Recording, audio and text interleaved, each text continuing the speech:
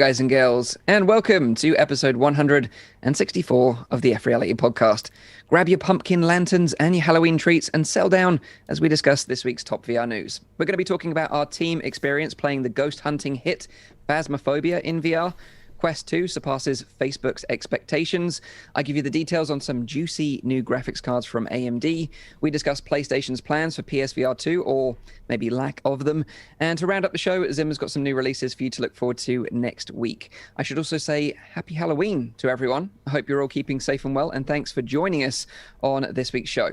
But let me introduce you to the team, find out what's been the highlight of the week this week, and also let us know what you played in the chat so we can read out some of your highlights too. So, first up, this guy wants to send you into a Bioshock. He's a real-life Booker DeWitt. It's, of course, our friend from the Friesland. Snathy, how you doing? Thank you, Crunchy Mike, for the introduction. Crunchy Mike. Crunchy Mike. Yeah, dude, like, dressing up as someone from Bioshock is the limit. I don't know, like, would you dress up as your favorite video game character?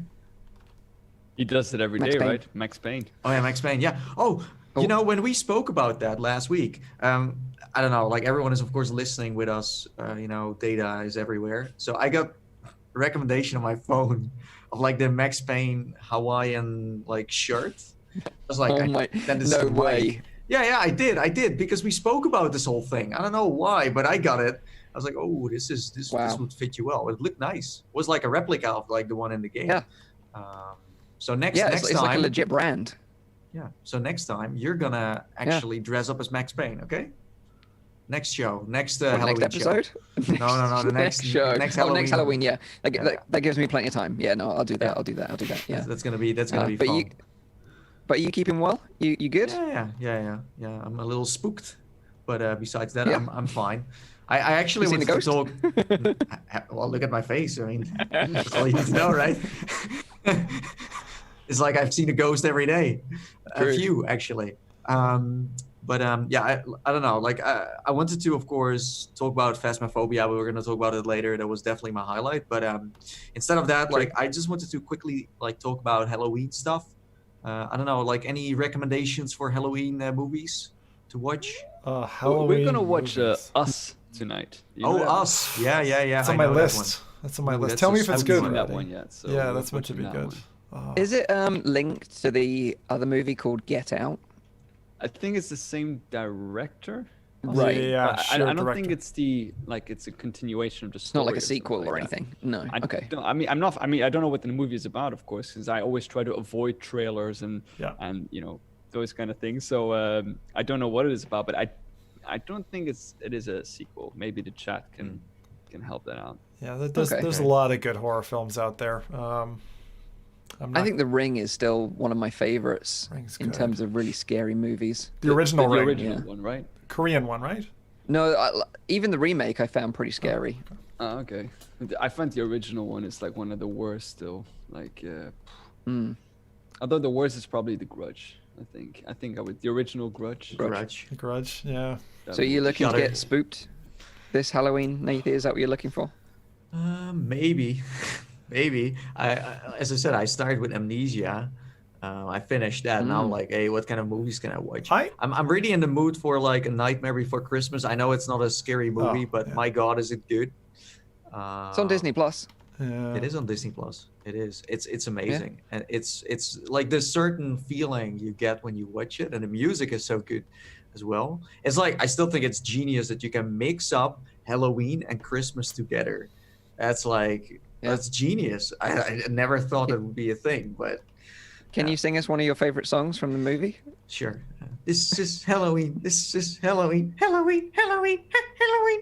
Like that. Yeah, it spooks in my head all the time while I'm, thinking about it. So that's my that's my highlight. Halloween. You're getting into the sort of the feeling of Halloween. Yeah, but it's weird. Like over here, people don't celebrate it, and people also don't care about it. So. Seriously, if I once in a lifetime can go to a party in the US, where everyone is dressed up and getting drunk, I'm freaking down, man. That's next year. That's our plans next year. We're going to go away. Okay. We'll go to America. We'll get drunk, go to a Halloween party. So you're Max Payne then, right? I'll be Max Payne. 100%. What about yeah, Zim and Rowdy? Oh God. Yeah, what will you dress up as? I'll dress up as Face from the A-Team. Face from the 18. Yeah, okay, nice. Zim can be Murdoch. He looks like Murdoch. He looks like Murdoch, actually. They're so funny. I thought he would dress up as a giant sock. Gym sock. I'm just gonna keep taking that one sock. right on the chin. No, you know what? On your movie thing, I had a weird epiphany there, Nathan. Like, I still think the scariest horror film for me, like sitting alone in a dark room, is Alien, the original Alien.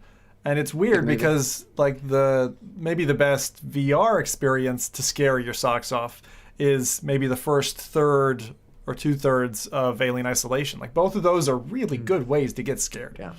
Yeah. True. No, I agree. And it's funny that the Xenomorph in that movie, that was like a basketball player running around as a Xenomorph. It was like legit scary. I mean, if you are an actor and you have to act in front of like a green man, like you are sometimes dressed, Zim. I mean, that's not really scary, but if you have like a freaking basketball player that is that tall and is actually dressed up as a Xenomorph, that would be scary even if you wasn't dressed up as a Xenomorph. What is he doing on that spaceship, yeah, that's a whole nother movie. Well, they do call them the Globetrotters, so, It's like the premises of Space Jam. Yeah, true. Yeah. That's a good movie. So nice. You're getting into the Halloween spirit, Nathy. Good to hear it. So next up, this guy is like Baby Yoda. He's cute and adorable, but he'll mess you up if you piss him off. It's the one and only Rowdy VR. How you doing, dude? You alright? I'm doing great, Crunchy Mike. I'll call you. I'm back Crunchy, am I? Am I back Crunchy? You're a bit Crunchy. Crunchy Mike. Is that like a part of your Halloween outfit? Crunchy Mike. I don't know what it is. It's like my audio connection with Zoom. Yeah. I recently watched Host, and I think it might have to do with that. Didn't like the movie though, Zim. Sorry. Dude. I know what it is. Mike is dressing up as his past self from last year, where he was still using that satellite thing on the roof. That's true. Right. It's true. That is true fear and terror. That is. Yeah. No, I'm doing great. I played a ton of virtual reality this week. I've played a lot of Population 1 together with a couple of friends of mine. I played mostly with Lonely Viper, of course, who's an absolute beast in that game, and also with Soulman, who's a Twitch streamer. I've had a very funny story because, of course, I'm playing on the Quest 2, so I'm a little bit limited by the battery life from it. So me and Soulman were playing a game together. It was only two of us in a party, so we would always get matched up with a random third, which is fun in a way, but also a little bit annoying because for some reason you always get matched up with people that have their first or their second game in. They don't know anything about it yet, so you kind of need to carry them through the entire round, which is fine, but it's just you can't rely on them. So we were playing, and we were playing for like a solid 1.5 hours, and my battery was almost dead. It was like at, I think 9 or 10%. And I was like, listen, dude, like my battery's going to die probably next game. I'm probably not going to make it. And he was like, let's just try. Let's just go with it and let's just see what happens. So we were doing really well. We jumped into the game.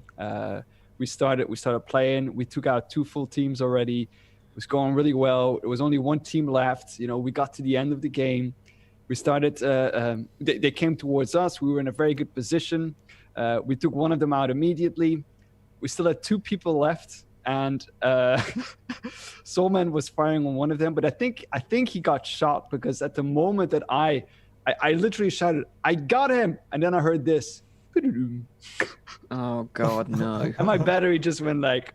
So I quickly searched on the stream if we still managed to win that game, but he got taken out. But the one that I was actually just about to kill with my automatic shotgun, which was annoying. But since then, I found a solution. So what I actually have, and it's stupid I didn't think about this before, but I have a giant ass power bank here. That is huge ass. It's a huge. This one can charge laptops. Like I'm not joking. If you have like a USB-C powered laptop, charge your entire house. You can charge this. This is like this Tesla solar batteries. This is them. Like you can drive a car with that. Yeah, exactly. So what I did then was I actually hooked this up to my Quest, and I started like charging it to there, and I thought like maybe I can put it in my back pocket and play through it like that, and it worked perfectly. So if I only had known that when I was playing it, I knew that of course before, but I hadn't thought about like, oh, maybe I should just hook it up.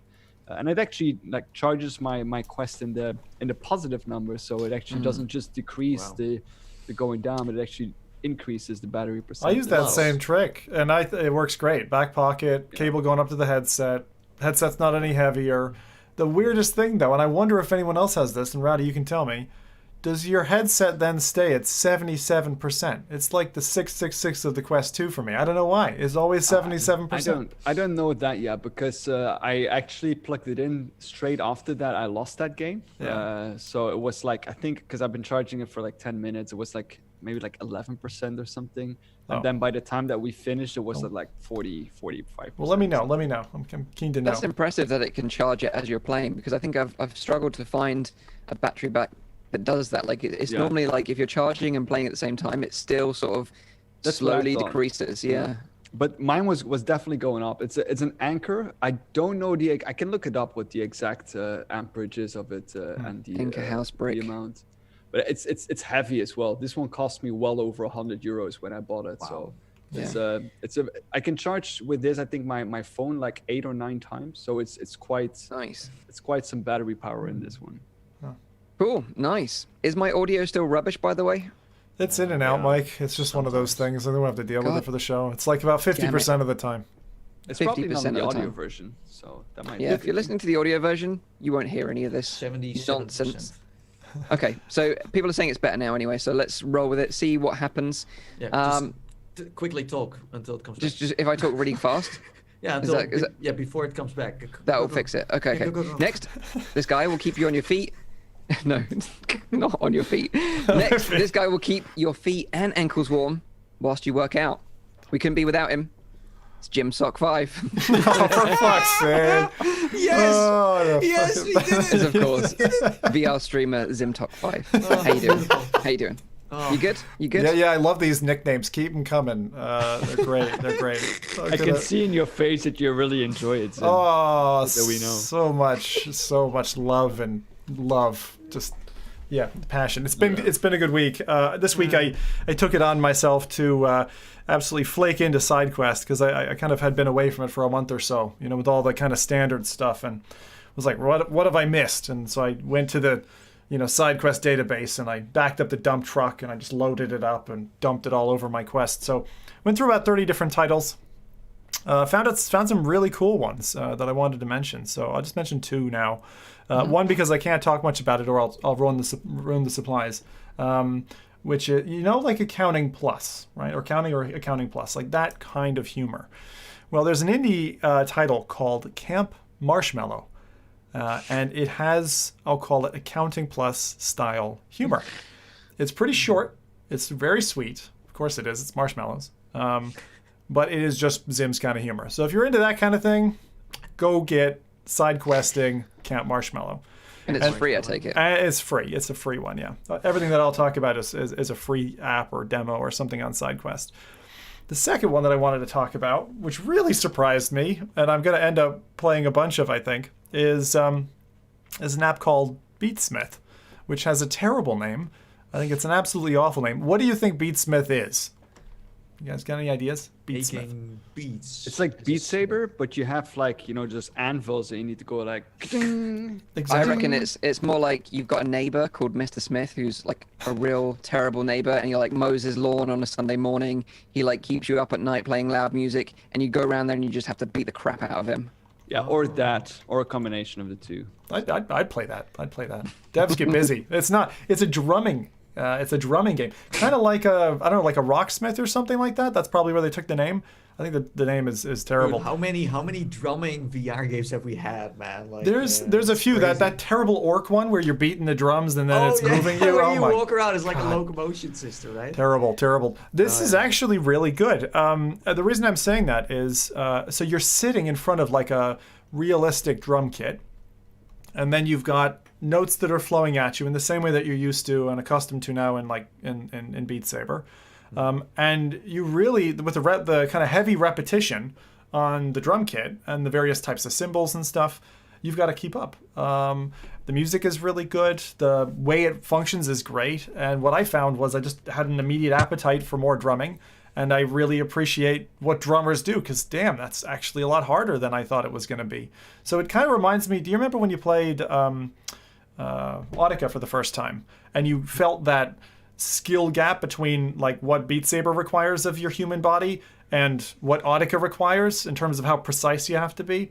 This is kind of like that, but for your muscles in your arms, because you really have to go at it. And I just found it to be really fun. So if anyone's really keen on feeling what it's like to be a drummer, I would recommend Beatsmith. You know, I think it's really neat. And what chat kept saying to me while we were playing it, it's like, oh, you're actually learning real life drumming skills, unlike your Beat Saber, where what you're learning is kind of bollocks. How do you do your feet then? Yeah, so you don't have a what's it called, a snare drum or a what's the big drum like called? A bass drum or a hi-hat or? Yeah, it's just you got the arm drums. I don't think you have a kick drum. Yeah.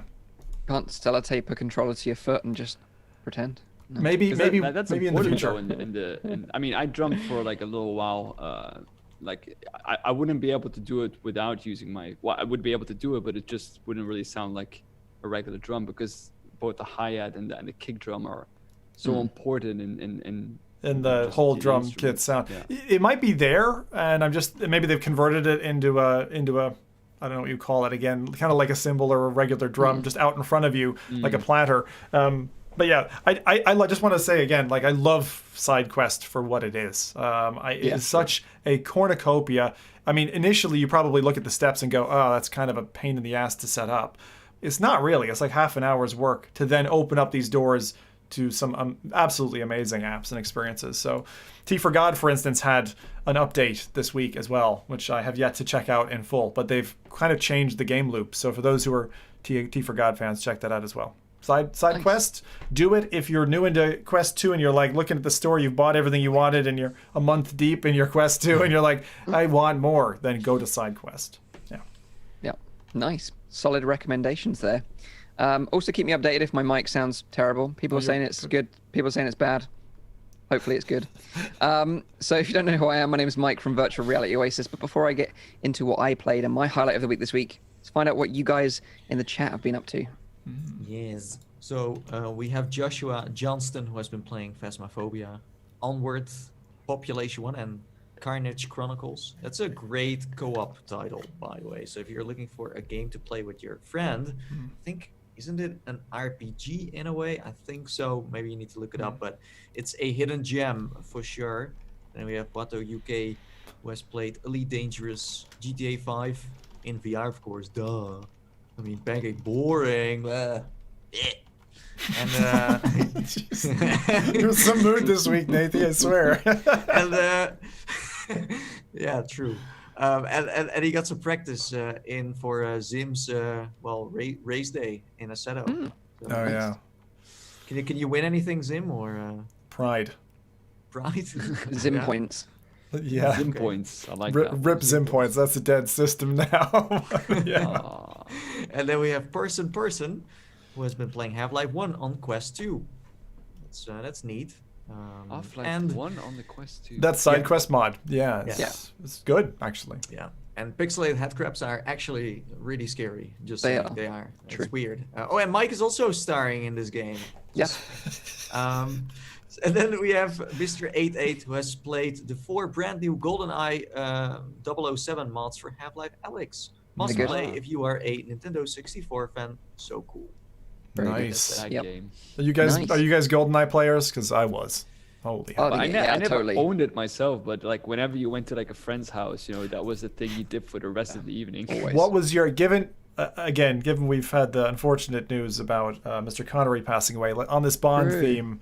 I'm curious, what player did you play as in GoldenEye? I was Oddjob. I don't know. You were Oddjob as well, Mike. I'm small. Yeah, because I'm so small. Yeah. Do you guys remember? I have no idea what the characters were. Or Boris. I think that was the other one. So, Boris. Yeah. Boris. Fun times. That sounds like something for Nate.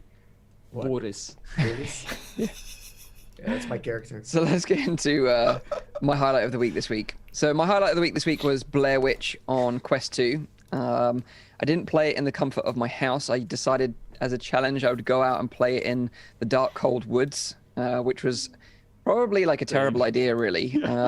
It was interesting because it was a technical challenge as well, because obviously if you use the Quest or Quest 2 in pitch black conditions, you just won't track anything. So I had to do a lot of prep and research up front, and I invested in an infrared floodlight, which I was able to get a battery pack for so I could take it out with me. And I did some testing out in my garden beforehand, and it seemed to work fine. And thankfully it worked absolutely fine on site, which was really great. For those that don't know, like infrared, it's invisible to the naked eye. It's used for like CCTV operations, so you can see CCTV cameras in the dark. But that's pretty much how it can support the Quest's tracking. So you can pretty much use it in complete darkness as long as you've got an infrared light source nearby. So that's a little tip for you there. I'm absolutely laughing inside because there must be a police chopper that saw you in the forest with the infrared blanket light, and they're looking at you with their IR camera, and they're just seeing this dude, and they're like, what the hell is that? We're not arresting him, but we're just going to watch him for the rest of the evening. They were probably scared because they were like, we're not going near that thing. Funnily enough, talking about the police, I didn't mention this in the video or anything like that, but because of the noise that I was making, someone must have actually called the police, because a police like Land Rover did come past. But as we were walking away from the site, we had our tripods and like cameras and stuff, so they just must have looked at us and gone like, these guys are just filming some sort of like snuff movie or something. I don't know. So yeah, they just rolled past, but it was funny. They did actually turn up. But going back to like Blair Witch itself, like the story is pretty simple. You play the role of a former police officer, believe it or not, called Ellis, who goes to the wooded area. Gold Mike, fine, if you want to call him Mike. Goes to the wooded area of Burkittsville, Maryland, which is like where the first movie was based. And you're searching for a missing boy called Peter Shannon. You join like the search team, and you have this kind of sidekick dog with you called Bullet, who's like this adorable like canine sidekick. He kind of like warns you when something bad's going to happen. He like helps you find useful items, and you can also pet him and feed him little snacks as well, which is pretty cool. The game itself is more of like a walking simulator than I expected. So it's not like an out and out sort of horror experience. I would say it's more of a psychological horror experience. Yeah. And you spend a lot of it just like traipsing around a dark wood with your little companion. You're like talking to your fellow search team members over the radio. You can talk to your like girlfriend over your mobile phone, and you can see text messages and stuff. So it's kind of like all this stuff that you kind of do that kind of builds up the story. So if you're looking for something a bit more intense, this might not be your bag. And I've seen a lot of criticism because it's a bit slow paced. So just bear that in mind if you're interested in picking this up yourself. Yeah, you're right on that, Mike. It's slower paced than even Lies Beneath. It's slower paced than Lies Beneath. Way slower than Lies Beneath even. And you know, there is some stuff going on in the woods. I won't spoil anything. But what I found so far is that it's got this really cool time manipulation mechanic, and I'll just kind of like briefly explain it. You've got this like camcorder, so when you find cassette tapes, sometimes Bullet will bring you one and you can just pop it in and look at it, and it kind of like starts unraveling some of the story. But there's like a section, for example, where I was stuck where there was a tree falling down, and if you look at the cassette tape and you rewind the tape to when the tree was up and then it falls down, you can pause it before it falls, and that will affect the tree in the real world that you're in. And then you can pass through like the blocked area. So it's kind of like a time manipulation tool, this camcorder, which is kind of a smart mechanic, I thought. Anyway. So you're playing this in a real woods, and then you rewind trees so they don't fall on you. Exactly. Yeah. Which real world are we talking about even? Like, we're talking about the game world. Like, it's a miracle Mike is still alive. He's doing this podcast. Like, he rewinded. This is funny, right? Almost fell on him. So bearing in mind you're in like I was in a dark wood, right, playing this game that's got a dog in it.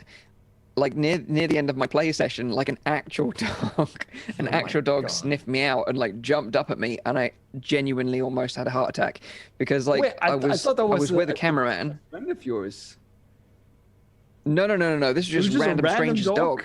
Like yeah, so like I had a cameraman that I hired to help me out because I didn't want to do this like thing on my own. I didn't want to be in like the woods on my own. So he was just there, just watching my back. And then obviously this dog just came out of nowhere, just jumped up at me, scared the crap out of me. So yeah, that was fun. But yeah, so I would say so far I do like the game. It won't be for everyone. I do want to finish it to see what happens at the end, but just be aware that it's a bit more slower paced than some might expect. I think the original... one other thing. So I'd say one other thing is that if you're not interested in like the VR version, you can actually download the Pancake version of the game for free from the Epic Store until the 5th of November. So you can check it out there. Scary? What? There are some very scary bits in it. Yeah, I would say so. The thing is, the feeling I'm getting off of the game, and I played it for shy of an hour. It's like you say, it's slow, but the original film, and I only saw that original film 2 months ago for the first time ever, when I was going through like a horror film binge. The original film is the same thing. I feel like it kind of starts off very gradual. Things start to unravel. It feels like the thing just unravels, and then things start to go tits up at the end. And I feel like the game is kind of doing the similar. It's not in any way, I found, it's very lightly connected to the original story. Like the story elements are there, the symbolism is there, but it is its own story, and I do like that. I hadn't played the flat game, before, so it's nice that that's there. Yeah. I would say, like, if you like those kind of walking simulators, what is it, like the Vanishing of Ethan Carter or whatever it's called, exactly, those kind of games, then you'll like this one. But maybe if you want a bit more sort of like snappier sort of horror experience, then maybe you want to try out the next game, which we're going to talk about, which will kind of nicely segue us into Phasmophobia. Because we talked about this on the show last week, and we said that we were going to team up and play this game together. And it's kind of been one of those games a bit like Among Us. It's just been everywhere. Every sort of popular streamer seems to be playing this game. And I think it's because it's got some interesting and unique gameplay, but it also kind of brings everyone that's stuck at home together in a multiplayer experience, trying something a bit different. It's kind of got that social element to it as well. So I think that's why it's been so popular. Yeah. But yeah, we teamed up last week. Maybe does anyone want to sort of take the reins a little bit and sort of explain the game's mechanics to people that have maybe never seen a Phasmophobia stream or don't understand how the game actually works? Sure, I'll go for it. Okay, go for it. So Phasmophobia is a game where you can have, I understand you can play it solo, but 1 to 4 people in. And you start off as this like motley crew of inexperienced ghost hunters. And you start off in a van that pulls up at a location. And it's not always the same location. And you start with a series of tools, like a flashlight, ghost meter, I'll call it, spirit monitor. You can find certain items in the houses you're in, like the classic Ouija board, to commune with the dead. And you start off with some objectives, kind of scrawled on a whiteboard that Mike so kindly read out for us as we were together teaming. And as you're kind of going through this, you have to figure out how to use these tools and actually interact with the environment, and then somehow track down this ghost. You've got some really handy things in your toolkit, like a remote broadcasting DSLR, so a digital camera that you can sit in a bedroom, a black light that you can look at windows and doors and see if you can pick up any fingerprints.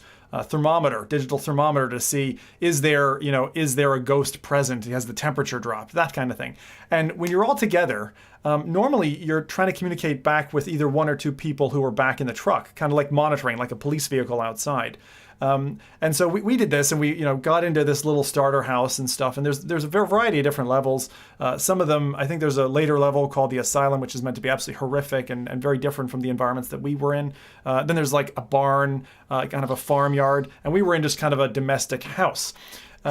It turned out very well, I felt like. I mean, Nathan was funny because he was on an index, had this bug where he was like half height the whole time and looked like he was crouched and just scared, which is probably true. I scared Rowdy so many times by just walking by. Yeah, that I have to say, like, Nathan was far scarier in that game than any of the ghosts that I encountered. It's like he was in the fetal position the whole time. Yeah. But I mean, like, the thing is, like, you heard the noise and then you would turn around, you wouldn't see anything because it was dark, right? So you would turn around and see it, and all of a sudden you aim downwards, so you see like Nathan at your yeah. It was, but I like that they have. I mean, for a game that looks quite, when you first got it, you kind of feel like, okay, there's not going to be much interactivity, but actually, to be fair to them, the objects all interact pretty well. There's a lot of variety. It's not like one of these like Unity projects that just is very simple. The different items do feel different. How you interact with the Ouija board is relatively simple, right? You kind of turn it on, turn it off type of thing.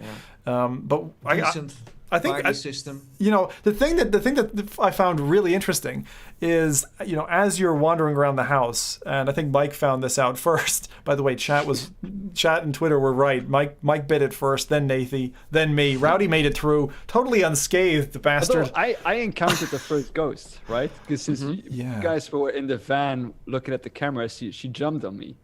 Oh. Remember that? Yeah, you said that. I remember. And I'd seen like a shadow slightly after that where like I was convinced I'd seen her move in the room. The thing is, it really plays with your subconscious because you're like, did I see something? Did I not? And then what you see is different from everybody else. And if you do pass on because an angry ghost decides to bite your head off or whatever, like they snapped Mike's neck right in front of us, and that was pretty scary actually. And he just like he floats up and then his like head goes snap. It was nuts. Mike was like this. Like he said, screw this. I'm going back to the van. And he walks out, and all of a sudden we hear, my face! The gun got me! we rush out, and like Mike tries to come back in, but we see him being lifted, and his neck just goes like, snap. I think the funny thing was like hearing Nathy's cries. Like he sounded genuinely sad that I'd like been killed. But I think the weird thing is like, and something that I didn't really figure out until we played it was that the whole premise is basically to find evidence, right? So you find the evidence of paranormal activity, you have to note it in your journal, and then use that evidence, like the 3 parts of evidence that you find, to basically establish what kind of ghost is haunting the place, right? But it's kind of weird, and I wish the end of each mission was a bit more satisfying in that you were able to exorcise the ghost or like capture it, because it seems like you're like, okay, you've been hired as like a paranormal team to go in and deal with a ghost. You literally get there, you go like, oh yeah, it's really cold in here. Oh, there's some fingerprints there, and oh yeah, my EMF reader's at level 5. It must be a phantom. All right, see you later, mate. Good luck with that. Bye. Yeah. And you're just like rolling into the sunset. It's like the more you play it, the easier it gets. And the more you start to notice that it's very arcadey. I personally didn't find the game like scary. I think the major part of that was because we were all together. There wasn't a single moment that I was like, oh, you know, like I'm like proper scared. Like Zim tried to scare me by like going into the kitchen, like hiding beneath the cupboard. Mike already died. Nathy, me and Zim were in the cellar, and all of a sudden we heard Nathy screaming. And you guys, like I followed you guys. Anymore. I followed you guys into the house, and then I couldn't find, and I didn't have a flashlight because it's like pitch black. I was like, hey guys, like I don't know where I am anymore. And you guys didn't respond. I was like, listen, I'm lost. And for some reason, the radio didn't work anymore. And then I heard like this breathing behind me. I was like, well, now I'm screwed. Yeah. And then I died, and then it dragged me through its dungeon or something. I don't know. It's funny. Like I found the game more fun than like scary. It's probably it gets less and less scary. Like, a lot of people like hyped it up as like a very scary experience. So maybe my meter got like a little bit higher already. I think like it's all right. Zim was talking about alien isolation. Like the alien in there, the xenomorph, has like its own personality, has its own like thought process and stuff. It's very inspired in that sense. But I feel like these ghosts are quite stupid, and it's like you can like the first 2-3 rounds, you're like, whoa, they're like super artificial, you know. But then after a while, you're like, oh wait. Yes, he was crashing in the corner. That to the Ouija board, Nathy. The only thing I heard was when Mike said, "Can you turn the lights on?" Nathy. I was scared, man. I was legit scared. You sound much braver now than you did on the day, put it that way. But now I can laugh about it at least. But it's funny because like I played with GT and Cass and Cherry last night as well. On their streams. And like Cass and Cherry, I think they'd just played through the tutorial or done a test, but like Cass was like legitimately terrified of the game, like so scared. And I felt really bad for her at one point, bless her. Was she that scared? Oh yeah, like I thought I was the one who was like pooping my pants in this game. Genuinely terrified. Like we went into a haunted school, and then the phone rang, and we found a phone off the hook, and there was like a girl in there. It was just like it was really bad. But the progression system I think is really incentivizing. Like I am incentivized to go back and play that game with even a friend or multiple friends because you get more stuff. You get the ability to kind of just upgrade your character and get better at it and get tougher missions. That's true. That's true. I think that's very addicting. But the problem with this game is that yes, you get the equipment, but the ghosts don't necessarily change in behavior or difficulty. So even if you have the tools, it only makes this game even easier. Well, it should make it should grow with the tools you get. You know what I mean? Yeah. But what, you think it doesn't? I mean, from what I've heard, like the levels get tougher, the interactions are more intense. So I think the two kind of go together, right? Like, because you get more tools, you get more knowledge, you feel more comfortable, but then you're taken out of your comfort zone. So I need to play it for longer, but it's a very good. This game is brand new, you know, and content-wise, there is still some work that needs to be done. But I mean, like I thought, this game has been one of my highlights in terms of how audio is getting used. I feel like almost no games are, you know, using audio in that way, where not only it's like, oh, I use the radio because someone is not nearby, but also it responds to what you say and things like that, and it makes it that's right. more interesting, you know. So you learn the spirit's name at the beginning of each mission, and if you keep repeating it over and over again, then they'll like do it's more like paranormal inviting you stuff. to role play. It makes it way more immersive. True. And I think that's great. We should also point out as well that this game is only available for PC VR headsets through Steam right now. But I think most of us were actually playing via Quest 2 using Oculus Link. I think so. Sorry, ask that question again. My brain was floating. Quest 2 using virtual desktop, and it works. Oh, right. Okay, you use virtual desktop. Really well. I use virtual desktop, and I didn't encounter any problems. Like even the audio and everything actually worked perfectly on there. Yeah, Mike and I were both on Link. Yeah, which after the patch, if you've missed this, Link now, even with shoddy cables, I'm literally using like the Oculus Quest 1 power cable to to a USB to USB-A adapter to a USB extender. So I've got about a 20-foot cable, and it's still great. You have to go into the tray tool and ramp it up to, like, for me, it's the equivalent of a USB 2 cable, and still it looks better than a Rift S. Like, they solved the problem. The software stack is beautiful. Rift S is probably dead for me now. That's sad, but it's been replaced. We just need 90 hertz now. We just need 90 hertz and we'll be good. Exactly. But yeah, people are asking, does the Quest 2 have a built-in mic? Yeah, you can use that built-in mic from the Quest 2. As long as you just set it up in the Windows settings, you'll be good to go in Phasmophobia.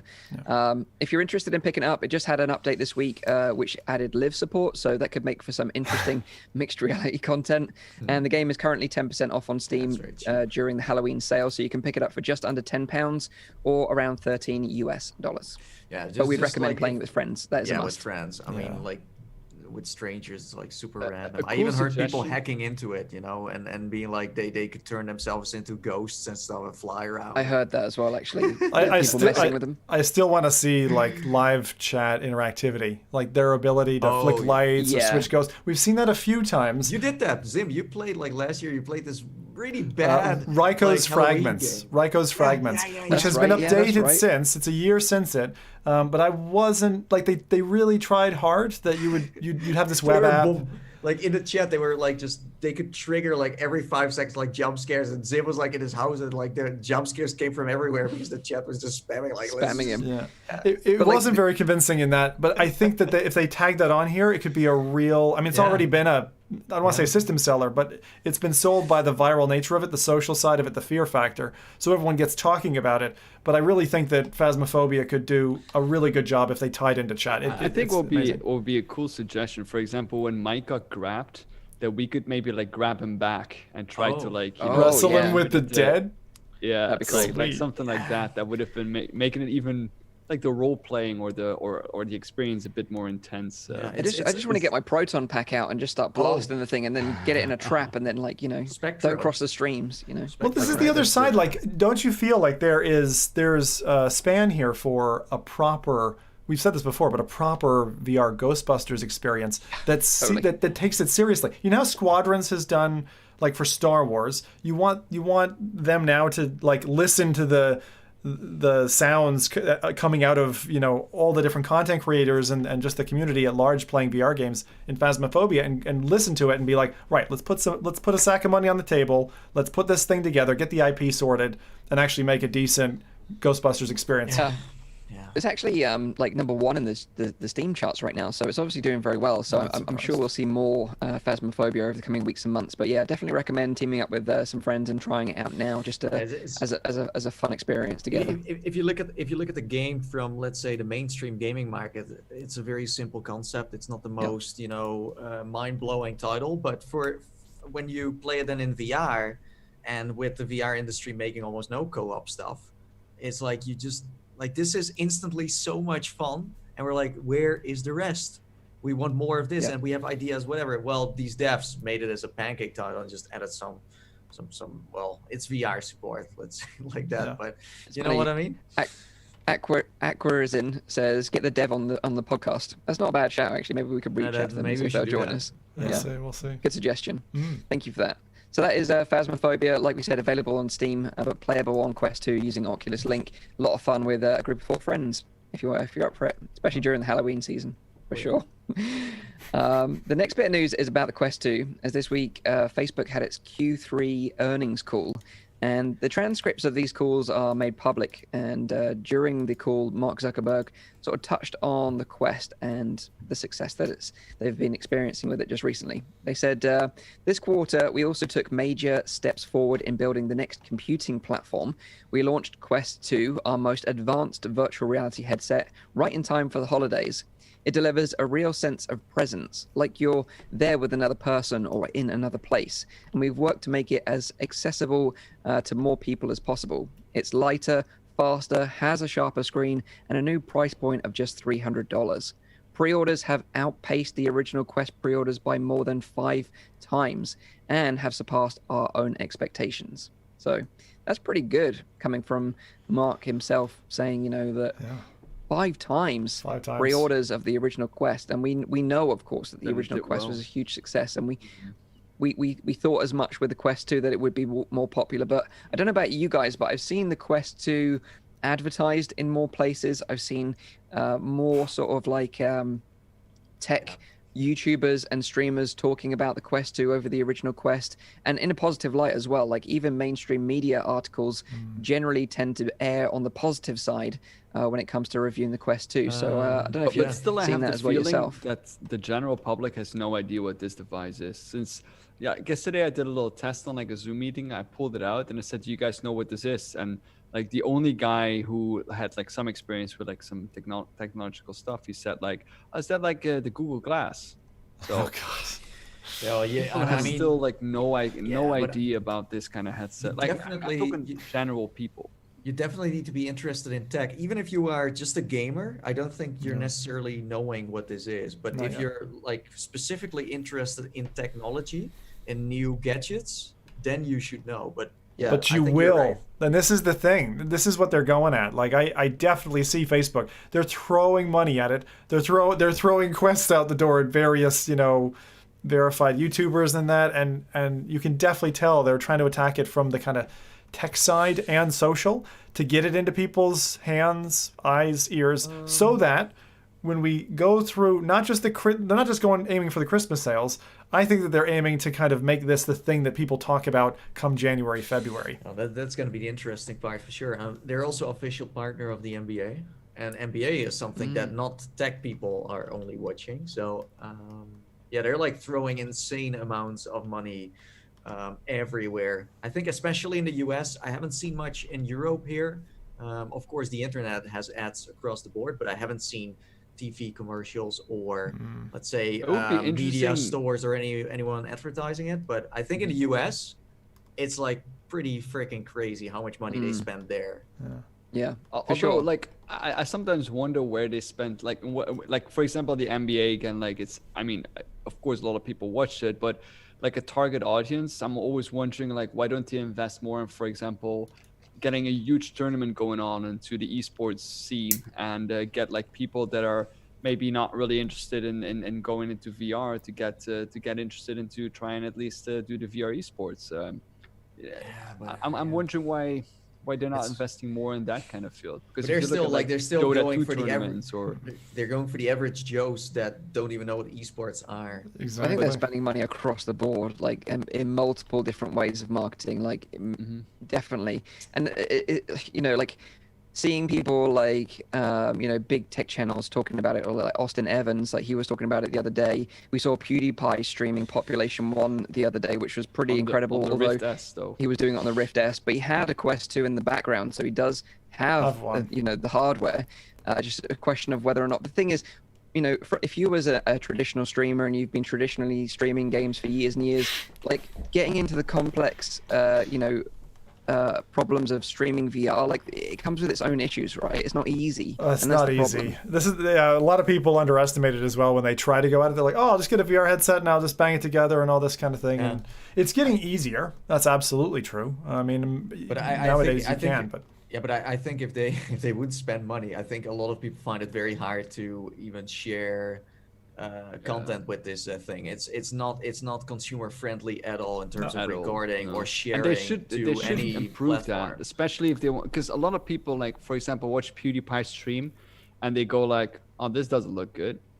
This looks terrible. Yeah. You know, why is the field of view so small? Why is the graphics so low?" Yeah. Well, in the headset, of course, it doesn't look like that because you have a high resolution panel, you have a wide field of view, but the output, the video output that you're getting, that, you know, like, I don't know, 50,000 people who are watching a live stream or whatever, they all see the output that is coming out of that, and they immediately associate that with the thing that he is seeing as well. But the sharing feature that Nathan's talking about, I think, is really, really key, and it didn't really dawn on me before a couple of chat people were watching the stream and asking, like, how do I share with a friend like you would with on PlayStation? Do I have a share button?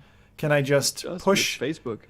Yeah, but you know, can I do this? Can I capture footage to show a friend how much fun I'm having, to convince them to come and join me in VR and buy a headset, etc. Right? That's not easy enough right now. That's not high enough quality right now. No, but even sharing it to Facebook itself doesn't work very well. So it's not even a platform issue at the moment. It's just sharing in general. That's why, you know, people. That's why, for example, when we share something on our channels, it's very popular because a lot of people have no idea how to do it in the first place. It looks like witchcraft. Well, I mean, after a few tutorials and stuff, you know how to do it. Blair Witchcraft. Blair Witchcraft. But going back to like I think a big part of the success is the money they throw into it, and not necessarily someone telling someone else like, listen, hey, this is a great experience. I don't think that's the majority of where this whole hype came from. But I just hope that this way they're spending money is not gonna give people the wrong kind of perspective of what the Quest 2 is, because I do feel like if you have, let's say, you pay creators on YouTube and maybe Instagram or Facebook, wherever, to let them promote the Quest 2, then you can direct that as well, because all the people that I've seen making videos on the Quest 2, tech reviewers, they're not really talking about the Facebook issue of like, hey, you do need a Facebook account. It's getting mentioned a little bit, but I feel like that's like, I wish that someone like, for example, Linus, of course he had some bumps in the road, but I would just like to see them just taking the Quest by themselves and be like, we're going to review it and no one is paying. Yeah, absolutely. Because I want them to. It needs to be accentuated. I think is your point. It's mandatory. Like you're responsible for your subscribers, for your people should know about it. And if people then want to use their Facebook account to use the Quest 2, fine.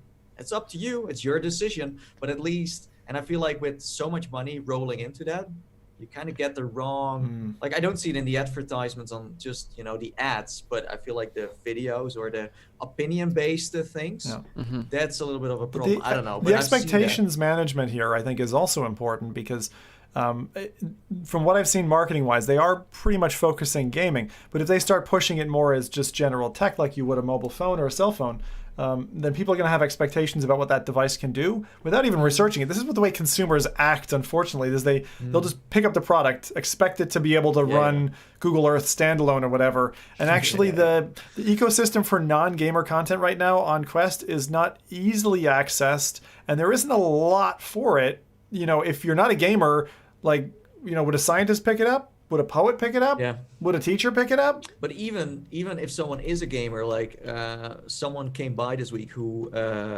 bought the Quest 2 first headset, and he was like, yeah, so in terms of games, I'm already starting to look at side quests now, and I've heard about, you know, streaming to PC.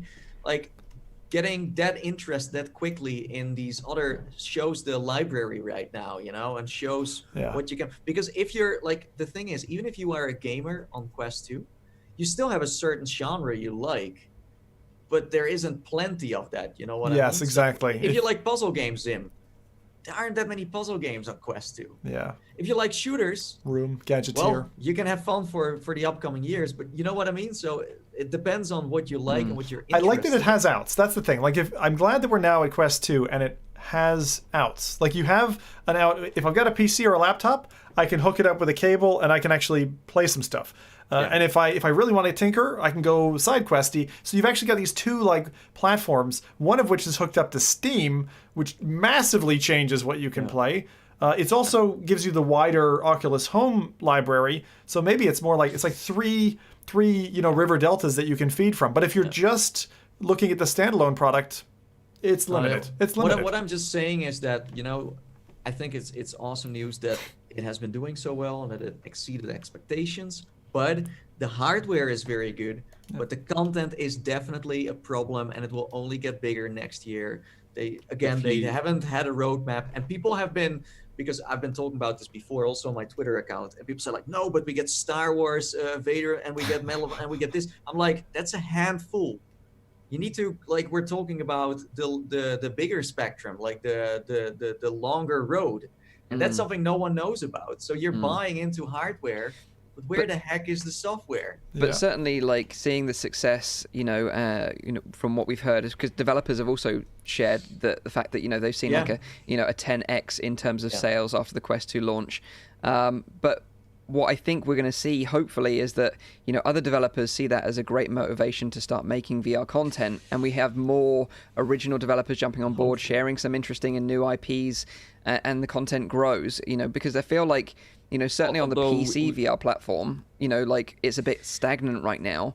But I feel like with Quest, hopefully we have to kind of go backwards to go forwards, if you know what I mean. The Quest will bump up the sales. Devs will come on board, maybe develop for both Quest and PC simultaneously, like we've seen. Yeah. The problem with that is a little PC bit market like, as well.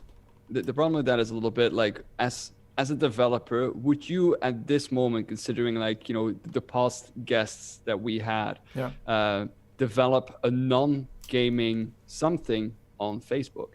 Because there, as a gaming developer, I can agree with that. Like a gaming platform, I think it's great. But if you, for example, like you see like Oculus themselves investing in something like Infinite Office, they're doing Oculus venues, they're trying to get the big things kind of out there.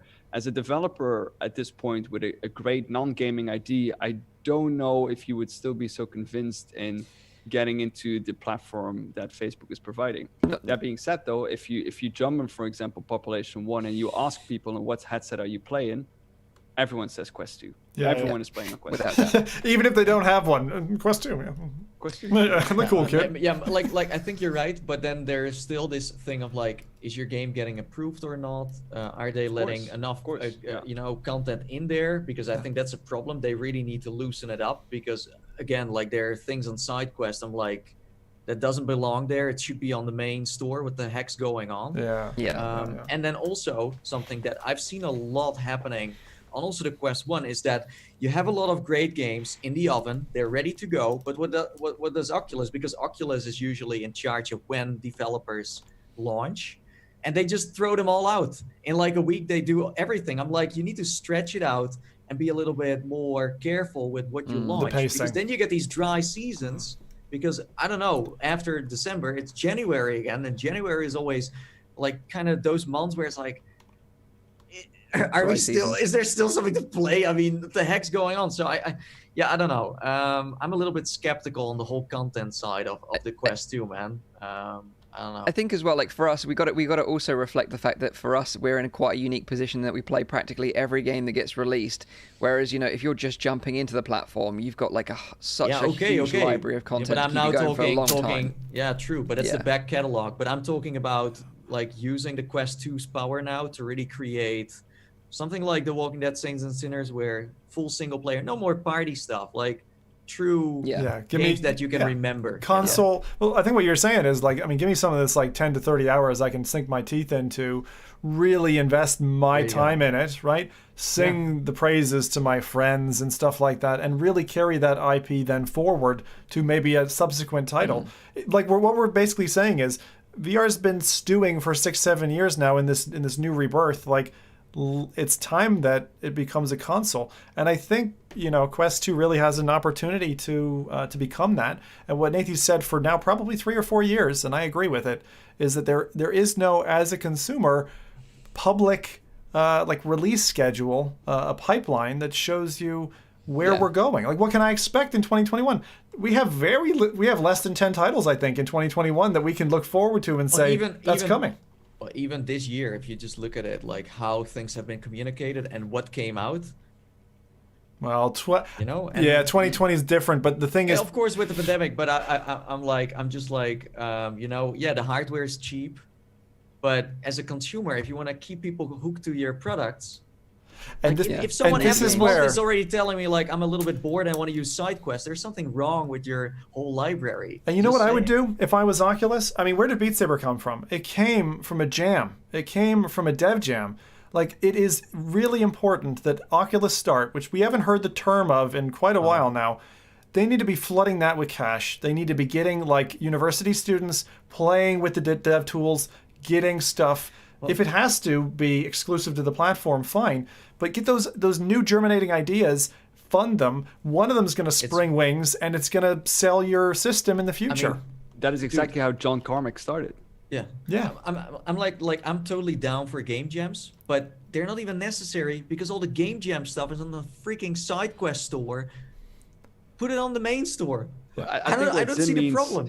Yeah, I think what Zim means is that money needs to be invested into that in order for something nice to come out of it. Yeah. But there are like devs right now that put their own money into apps and they put it on side quest and they're not getting the opportunity to get it to the main store because according to Facebook, it's not good enough.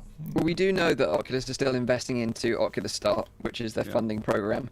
But yeah, like there are some titles certainly on SideQuest that deserve to be on the official store. Pavlov, although they teased a trailer recently, so maybe that is coming. And also Hyperdash as well.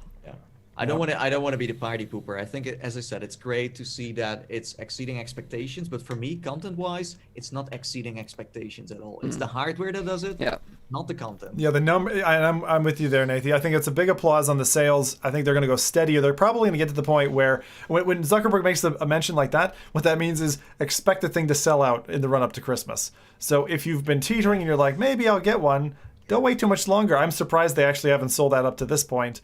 I've said that all the way along because I got convinced very early on with Quest 2 of how great a headset it is, and it's just something that as a parent who's heading towards Christmas, it's like now or never, if you don't want to be buying from scalpers. So. Dude, like that's the thing, and I think that's why we are going to see more games and more awesome experiences is because yes, they're advertising it like crazy. As you said, with Christmas, there are a lot of people going to buy a Quest 2. And with that comes a more demanding audience. And it becomes louder too on social media, on Reddit, everywhere. And they're like, listen, where are the games? Make the games. The thing is, it's unstable growth we have to be careful of because if they grow too fast, we were talking about this right before the podcast. They have grown too fast, and I think one of the issues is you can't keep pace necessarily with the demand. Supply and demand needs to go hand in hand. What you're saying here, that's a very good point. But this is happening for a very long time now because even with Quest 1, we were like, where's the party system? Where's the Oculus rooms?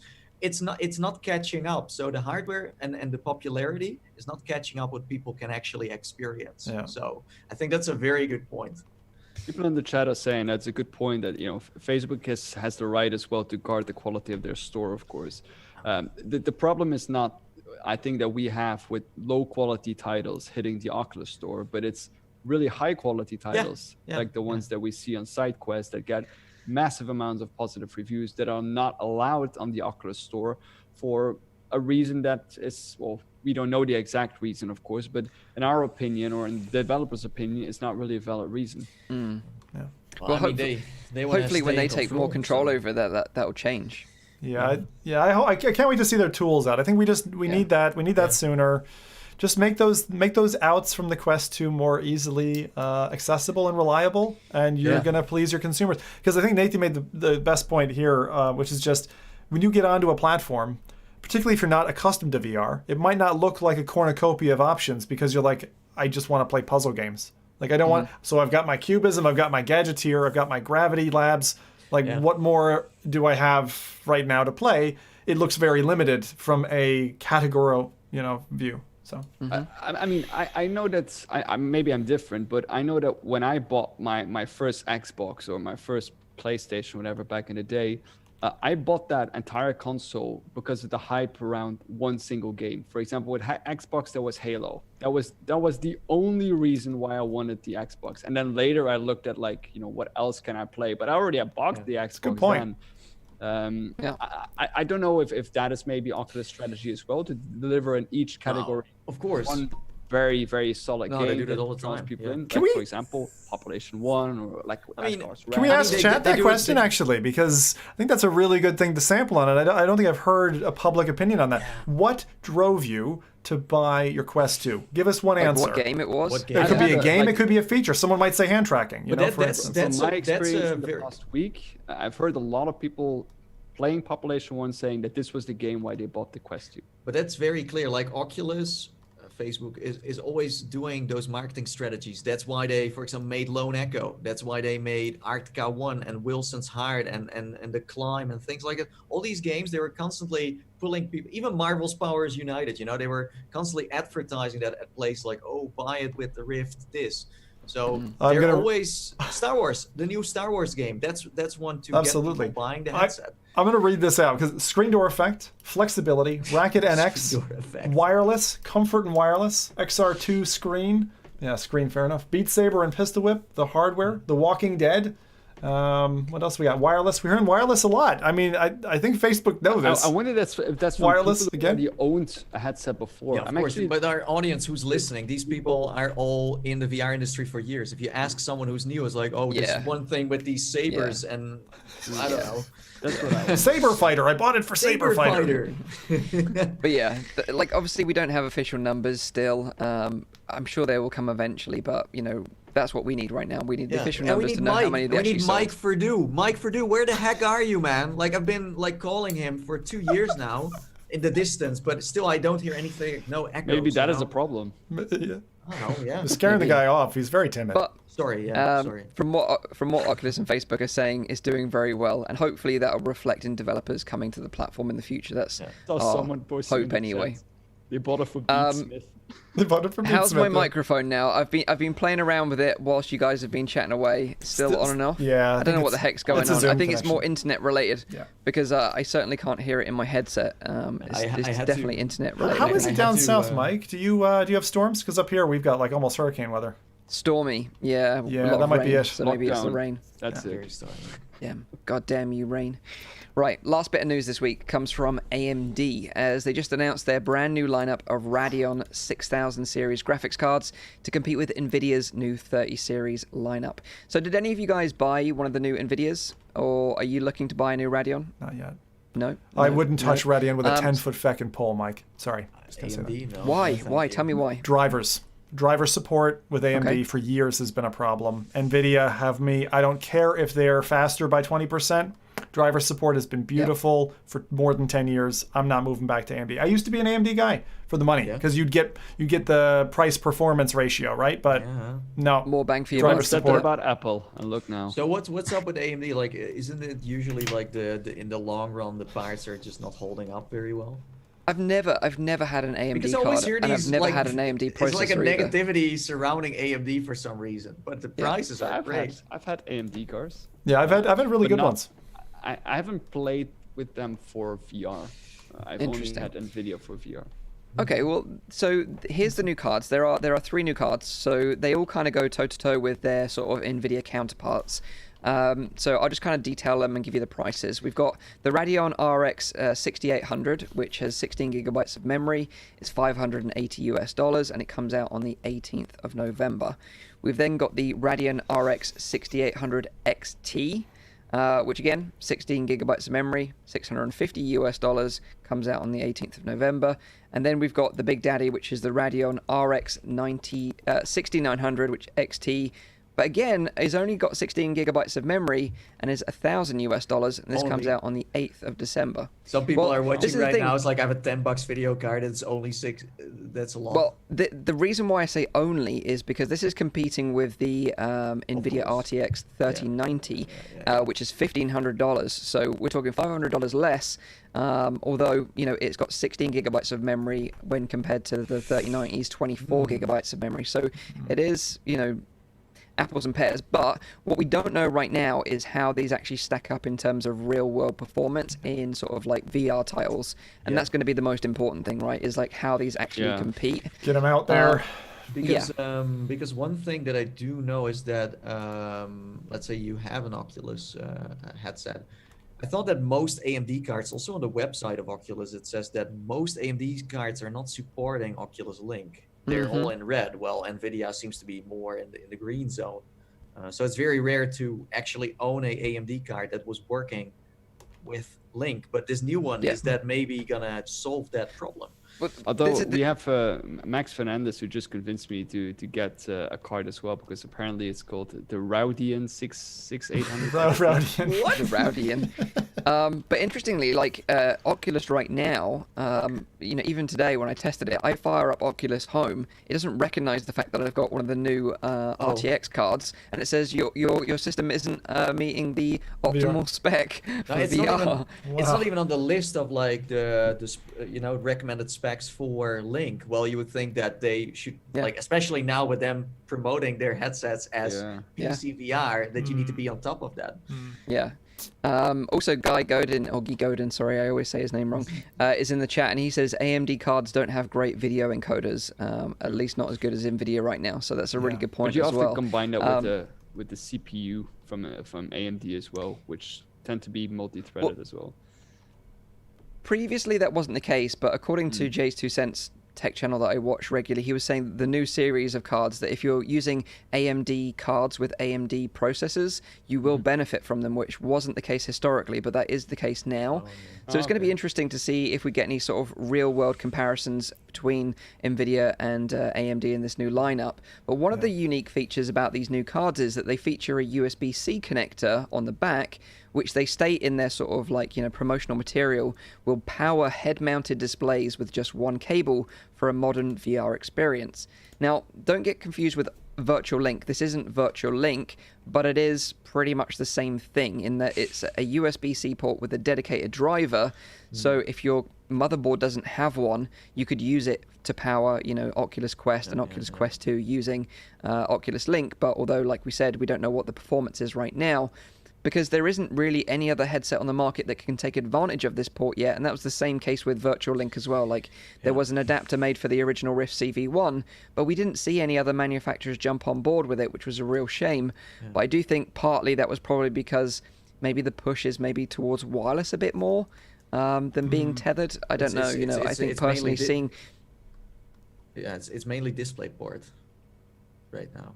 No. It's mainly DisplayPort or HDMI, but certainly from the the response in the chat is that everyone was more keen with Quest 2 because of the wireless functionality using Virtual Desktop than using Oculus Link. So maybe that's why NVIDIA were like, well, we saw historically that users didn't use it, so we're just going to ditch it, whereas AMD seems to have picked up the slack a little bit and decided to incorporate it in their new cards. What is AMD's history with VR anyways? Is this the first time that they don't really... This is the first time they've said this is a dedicated port for VR headsets. But again, whether or not people will actually use it or not, and whether we'll see it on the next generation of AMD cards or not, and it'll be like NVIDIA, they just drop it as a feature, who knows? But it would need someone like Valve, who dropped support for Virtual Link, to come back into the fold and say, actually, this is like a really nice way of interfacing with your PC with a single connector, which I totally agree with. Just like they put it on there just to be like, hey, we can up the price a little bit, and we call this a feature now, because VR isn't large enough yet to even pull these like marketing tricks yet. Well, most of these cards are cheaper than their NVIDIA equivalents. I think it's a good sign that we see AMD like maybe focusing a little bit more on this, because it makes it more of like, it is more of like a VR card now, and that might like drive people into like, trying to invest in those kind of cards. It might also drive further support later on. So I mean, I think it's good if AMD, like, you know, it's like focusing maybe a little bit more on the VR section. I wonder tries if to, they like, are really get some doing of that, from the NVIDIA. or they just were like, hey, there's now USB-C in there. Let's just kind of throw some VR marketing at it and be like, Maybe. you know. Could be. Yeah, but like we say, we don't know the performance stats right now. Obviously, you know, Nvidia is kind of a known quantity in that we know that headsets work really well on those graphics cards. So we're not saying upgrade. We're just saying like this is available right now. Wait until the stats come out and then make a purchasing decision.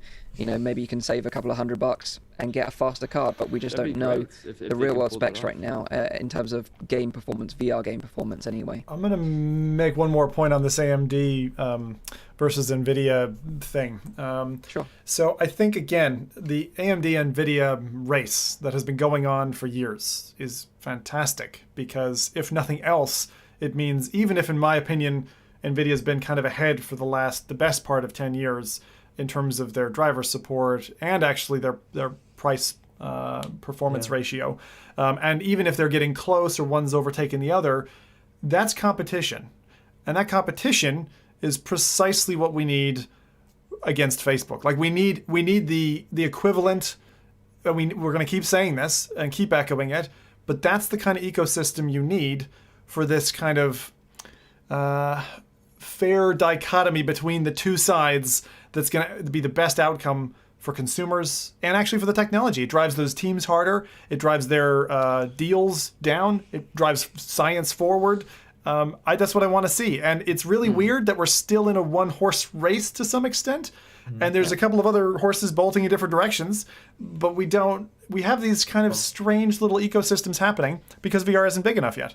You know, it'll get there, but I'm glad that AMD exists. I still have a small heart in them because when I was a budding gamer, getting an AMD card and an AMD chip was significantly cheaper, like 40% cheaper. Fed me for a couple of years, but just be careful. If you're not very informed on the graphics card side, the driver support has been a problem in the past, and I'm concerned that NVIDIA just are masters in that space. So be careful before you just look at the grunt on the card. Sure. Yeah. Okay. Well, I mean, like to give AMD credits is like they make gaming more accessible.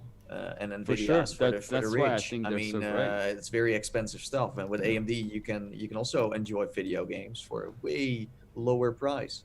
And their processors are pretty great for streaming PCs as well, because I use an AMD processor in my streaming PC for quite a while. Price difference is huge between the two. Oh yeah. Yeah. So that is some new AMD cards, but like I said, we'll have to wait until we get some VR specs side-by-side comparisons in terms of performance with the NVIDIA cards. Yeah. Before I'd recommend buying one. But let's get into the hot topic then this week, because sort of Zim touched on it a little bit about sort of, you know, Oculus are the only ones driving forward right now, and that is very true. And we kind of all had our kind of hopes, you know, pinned on Sony doing something really interesting in the VR space, particularly around the new PS5. Sadly, it doesn't seem like that's going to happen anytime soon. So let's kind of get into this a little bit, because, you know, when the PS5 was first announced, we were all really excited about the fact that, you know, we probably would be looking at a second generation PSVR headset, right? And I think we all agree that, you know, VR content Sony has provided over the years has been top notch. We've had amazing titles like Firewall Zero Hour, we've had Resident Evil 7, Astrobot, Iron Man, Blood and Truth, just to name a few of the amazing titles over on the Sony side of things. But as the VR technology has evolved outside of Sony, you know, like with Facebook, you know, even sort of HTC to a certain degree, you know, moving to inside-out tracking, we've got new Windows MR headsets, we've got this new Deca Gear VR1 that's pushing the boundaries in certain ways. It seems like kind of like Sony and PlayStation have been kind of lagging behind. They've kept with the original PSVR, and, you know, over time, it's been like 4 years now since its release, it's really started to show its age in terms of its performance. So we were all pinning our hopes on Sony announcing a new PSVR headset. We thought it was unlikely around the launch of the new console, which is coming like, you know, next month, but it seems it's going to be much further away. So this week, the president and CEO of PlayStation, Jim Ryan, gave an interesting statement during a recent interview with the Washington Post about the situation. And this is what he said. I think we're more than a few minutes from the future of VR. PlayStation believes in VR. Sony believes in VR, and we definitely believe at some point in the future, VR will represent a meaningful component of interactive entertainment. Will it be this year? No. Will it be next year? No. But it will come at some stage. We believe that. And we're very pleased with all the experience that we've gained with PlayStation VR, and we look forward to seeing where that takes us in the future. So this kind of means that, a second PSVR, a second-gen PSVR headset isn't likely going to be happening this year or even next year, and we're looking at 2022 before we're even going to see a second-gen PSVR headset. I wasn't expecting something next year anyways, but it's a long way. I think that's a really weird I was expecting strategy. something next year. Yeah, next year. I was expecting something next year as well. Not this year, of course, but next year. Yeah, I mean, especially because they have a little bit a leading position in the console market. I just think that if you see the amount of effort and time and money that Facebook is putting into securing their position in that market, and that Sony pretty much has free reign into the console market, I find it really weird that they don't want to push on with that. I wonder if, I get it and I hear that message, but I have to think if you're smart and you're playing strategic, wouldn't you say something like that if you were planning, say, a Q1 2022 launch for a PSVR 2 equivalent, and you want Microsoft to think, hey, now's our time. We're going to go ahead and pour money into R&Ding and trying to jump on this thing in short term. Is that, it sounds very unexpected of a message, not just from you've been successful and there's more success here to be had, because they have a huge market there. But it doesn't sound true to me. It doesn't sound like something that I'd expect. Maybe. The big difference between Facebook and also Sony is that they have different goals with VR and have different strategies. So I think seeing, of course, what Facebook is doing, Quest is doing. Why are they not doing it? Because they have a different kind of. They don't have the advertising dollars that are basically begging them to put money towards it. We're talking about a social platform versus Sony, who makes all kinds of stuff. It's like an entertainment company. That's how I would describe it. But Facebook is a little bit in all of the markets. It's in true. Very invested in the gaming. It's in the social aspect, the business aspect. The thing is, I do appreciate them being so honest about this. And for a part, I think they're right, where, VR isn't where it should be just yet. And maybe next year isn't the moment. In the console market, no one, Xbox, is not going to make a VR headset soon, as far as we know. So they have all the playroom to just think about it and create something when the time is there. I kind of disagree with that, because I think that the technology that the PlayStation VR is using is just lacking behind. If you look at the controllers, even the headset in certain ways, there's so much more technology available right now that they could really ump it up, even for a similar price point. And I think that some of the VR experiences that I've had on the PlayStation VR, on the Quest 2, on the Oculus Rift, whatever, are some of the better gaming experience that I've had across the board, all of the gaming before. And now what this is resounding is we're not getting return on investment for the software spend that we're putting in. That's the only thing it's saying to me. That's the only thing it's saying, because their quality of their titles is fantastic. They give us the 10 to 30 hour length games that we want at the quality level we want, with a headset that's using older technology, but it's still impressive. It's still impressive. But going into 2021, they only have really two options, right? It's either plan longer term, instead of trying to put down however many million, it's probably 50, 100 million or whatever in developing those titles, or go through the whole, revision software stack side, the hardware revision, which is they could do. They could just do another revision of the PSVR and probably get away with it. Double the resolution. I find it strange to say. To give a little bit a negative notion on the return of investment, but the return of investment is not now. It's going to be 5-10 years from now. But now is the time that you invest money in there and make sure that it's that you're on top of your game there. Well, that's the difference. With Facebook, it's they're losing money now while trying to also grow VR. Well, Facebook can't really lose money, but they are losing money. And I think with Sony, that's a kind of different story where they have a certain gap of where they want to. I think they report to a board. They report to shareholders. They can't just pump money in for 10 years, and they've got a financial cycle to deal with. You think? I think Sony because Sony is also invested in so many different kind of products. Like I think VR is just a very small section of that. They have household products. But think about the impact that 2020 has had to them as a business. Yeah, but I would have thought that it would have given them a boost because most people are playing video games at home, sitting at home.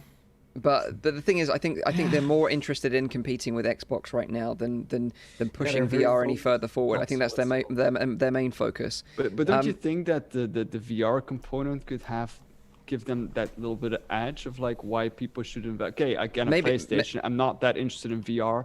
But I have the option to get that as well. Well, with Xbox, you don't have that. I think maybe they know that the market research that they've done, that the interest is elsewhere with Quest 2, for example, which they can't compete with right now. So they're just like, okay, we're just going to sit back and wait for a little while longer and see what happens in the VR market, then maybe come back.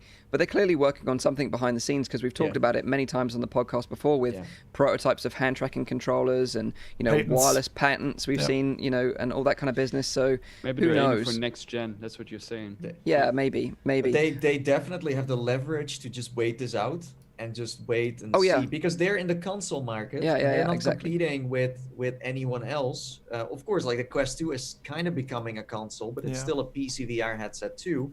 But for now, they still can just kind of wait it out and be like, okay, let's. And they have the IPs and the studio clout that even if they waited 3 years and dropped a PSVR 2, people would buy into it without question. That's what I'm a bit worried about because they've been buying up studios and like investing in these kind of things. But by now, kind of like backing out of the market, are they also going to stop investing in studios and buying up studios? Because that means that Facebook would just have free reign across the board now because they don't have the competition from Sony anymore. The thing is, they were buying studios not for their VR talents. Though. Exactly. They didn't buy Insomniac because they made Stormland. They bought Insomniac because of Spider-Man, which was one of their biggest selling games, I would imagine. But the thing is, so we always knew from the beginning that the PS5 would be backwards compatible with the PSVR, and that is still true. If you plan to buy a PS5, you can still use your old PSVR headset. However, you'll need a camera adapter, which Sony are providing for free. So you need to go to the Sony support website. You need to log in the serial number of your PSVR sort of converter box, and then they'll send you out a free adapter for PS5. Can I just say how awesome it is that it's free? Because nowadays, you could have also paid for it. It would be terrible if it wasn't. I don't know. But there is a big but here. So Upload VR confirmed this week that sadly the PS5 versions of both Hitman 3 and No Man's Sky won't have VR support through the PSVR, and instead you'll have to have the PS4 versions in backwards compatibility mode with the console for PSVR to work. So this is pretty Wait, so the software, you have to buy a certain edition of the software to run it in VR? So basically, PS5 software doesn't support PSVR right now. That is basically the bottom line. If you want to play like No Man's Sky in VR, you have to have the PS4 version. If you want to play Hitman 3 in VR, you have to have the PS4 version. Can you purchase is the PlayStation 4 catalog available on the PlayStation 5 for purchase, or you're just having to go and buy the digital copy online, then install it? It sounds awkward as hell. So it's awkward, and that's the thing. It's confusing. You can buy the PSVR game as well. So that's what they're saying. Like, there isn't any compatibility with PSVR through PS5 native games yet, and you have to have the PS4 versions. So it kind of sucks, to be honest. And so it's a sign of like they of course they will make PlayStation 5 VR compatible to a certain degree, but it sounds like on a very low pitch. And be like, let's. But also, it just backs up what was said. It was just backing up the quotes that Mike called out earlier. They're withdrawing a bit. They're withdrawing a bit, and they're not. Because the thing is, if you care about it, you make the customer journey easy. If you don't care about it, you patch a solution together. Advertisement for PlayStation VR 1 on any of the PlayStation 5 things either. So yeah, it's and that's clear. the thing. You need to get this adapter. Apparently, this adapter will be included in PSVR boxes when you buy a new one in the future, but not right now. But what we don't know is if you buy a PS5 version of Hitman 3, for example, will you automatically get the PS4 version to play PSVR, or if you buy the PS4 version to play PSVR, will you automatically be upgraded to the PS5 version, or vice versa? We just don't know what the situation is with that, because they've been really tight-lipped about this, and it's very late in the day when we got the launch around the corner to be saying, oh, now you need this adapter to work. They could have told us this months ago, but they didn't. This is like weeks away from launch. And I think it kind of sucks. Like, if you're a PSVR hardcore player, and there's plenty of them out there. Plenty. If you've pre-ordered the PS5 right now, you're thinking, crap, have I made a mistake right now? Like, should I just wait this out? And I think personally, from my perspective, my interest in the PS5 console has dropped significantly now, because without the PSVR element, it's not as exciting for me. If you buy this console for VR only, then it's not worth it. Definitely make me drop out. Yeah. It's very it may be like it sounds like a very strange step to us, but it's also a very brave step from their side, I think, and it might pay off in the future. Yeah. Great. So VR is dead. Next news topic. But this kind of links me back to what Zim was saying earlier, in that we really need competition in the marketplace. Facebook is pushing so far forward into the lead, where any competition right now are like miles behind already from the get-go. And we really were just pinning our hopes on Sony at this point to have a competitor that was worthy enough to maybe go and invest in a PS5. It was worthwhile. But at this point, it just seems like we're going to be so far away in the future until we see that competition. It's quite that by that point, Facebook are going to be completely dominating. Yeah. Well, at least, as I said, like, the thing is, don't forget about this, is that PlayStation 5 will have loads of new users. So the moment you throw in a PlayStation VR, even if it's the old one or the new one, a lot of people are going to buy it. So they have the audience. So they're now creating a new crowd with the PlayStation 5. So even if they would do it because how long do you usually use a PlayStation for? 4 years? 5 maybe? Until the next one comes out? But it's almost like the Nintendo Switch supporting some like old like Wii accessory. It's like they're doing it because they feel like they have to. But really, how many people are going to use that with the new console? I don't know. And it's a shame because I've read reports of like the new controllers being super nice with like the haptics in them being like perfect for VR titles. But it just doesn't seem like we're going to see it anytime soon. The question is as well, like, are you still interested in buying a headset from a company that paused their VR strategy for 3 years while Facebook has been releasing games for those 3 years, buying up studios and having access to all of the equipment and R&D? We already know that that's the case. Like, many people like that were really interested in PSVR. I've got a Quest now, or a Quest 2, because the inside-out tracking is far superior. The controllers are far superior. All right, visuals, may not be as good, but when you've got the games coming fairly regularly, or even more regularly now than Sony, then you're going to move platform. That's the key. I'm gonna just, as an update to what I said last week as well, their website has permanently changed. So I mentioned it, that from a releases perspective, they no longer show or give access to a filter for upcoming releases on the PSVR European store, which is very interesting. And now they literally just show you a grid of the heavy hitters, and that's it. It's very surprising news, and it's a big problem if this is really the way forward, because Facebook rolls over everything right now, and Sony gives them a free pass. Although I still think they're not in the same realm as them. They're kind of operating in separate Quest spheres. is becoming more of a console. It is. It's becoming more of a console. This is a punch. This is a punch to the gut. That's how I feel. It feels Sony like has years of experience. So even if they give Facebook the space to continue what they're doing now for 2-3 years, they will still survive in that sense. Because Sony has, I think so. like, I don't know how many it's years of experience with it.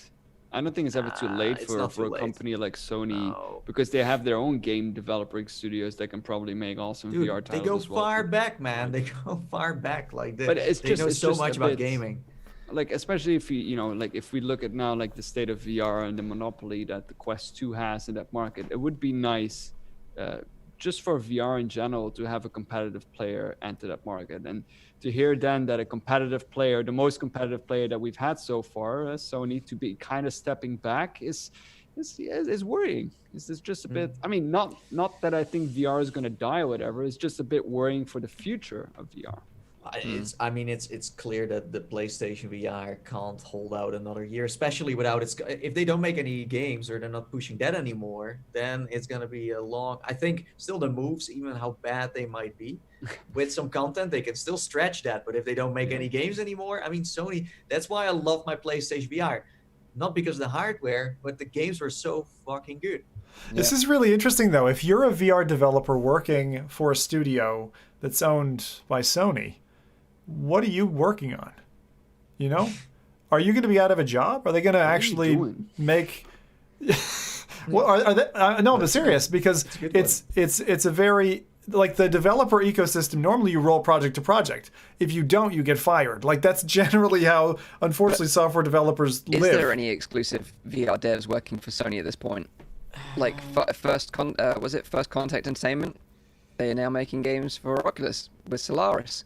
You know, I can't think of many devs that are still on the PlayStation exclusive side. Camouflage were making games for other VR platforms as well. Correct. It's a problem, no? Isn't that a problem? That we only have, you know, one company governing all those amazing. But also, we've seen with Beat studios? Saber just recently that the PSVR version had to be significantly delayed. And is it because they're not giving it the love and attention on the Sony side? We just don't know. All these puzzle pieces are coming together. It's really interesting. But yeah, my God, this is not the end of 2020 I was expecting.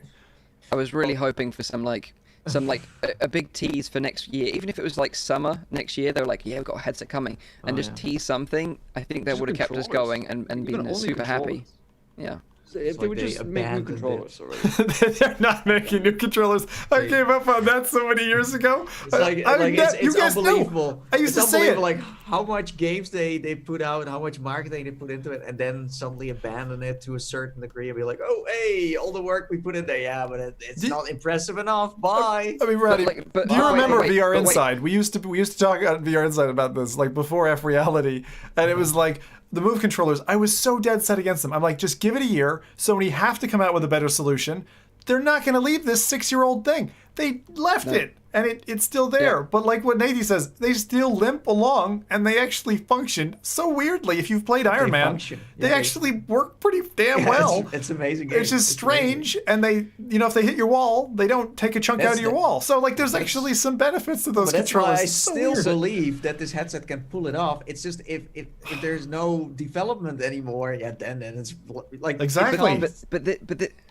But no, it's not just Sony, though. It's not just Sony. If you look at what's going on in the PC VR market, look at Valve. They're doing a Sony on us as well. They made a stellar headset. They made one great game. One great game. Where's everything else? Where's the other 3 games that they said they were in the pipeline? Yeah, they're probably working on it. And also software, you know, like I think someone talked about that. I think it was Tyler who said that they're like, maybe 2 people working on the, let's say, the Steam VR menu where you're in. Well, at Oculus, there are like 100 people working on that. Yeah, I saw that. Well, we're here, it's like, dude, like when I bought my Vive in 2016, like that menu, like that loading menu, it's still there. It's still there so many years later, and it doesn't change. Now, this is a huge freaking thing. And it sucks because I thought Sony was the chosen one, still is the chosen one in some ways. And I also don't give up the hope completely. But I'm gonna add one more small niggly puzzle piece. I love the small puzzle pieces. I keep an eye for small detail. Again, when I was looking at the website, one of the things I noticed is, you know, the demo discs. They advertise the demo discs that as a kind of an advent now for PlayStation VR purchasers, that they don't have to pay money for games that they can sample, and they've got these long lists.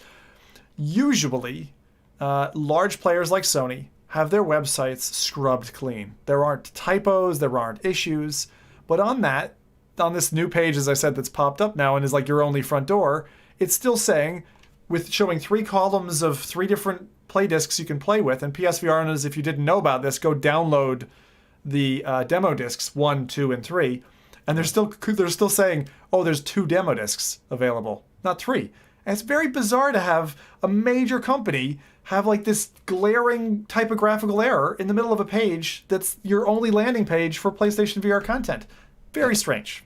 So, there you go. Okay, well, Small, one thing but- that I do know is that there are still a lot of people who are not going to buy a Quest 2 because they don't want to have a Facebook account. And Sony offers a different kind of vibe to that, where, you know, you just have a They're gaming free. account. Yeah. And of course, they also mine data in some ways, but it's not a social account where it's like, hey, where do I live? Stuff like that. It's like, I know, Master Chief 612.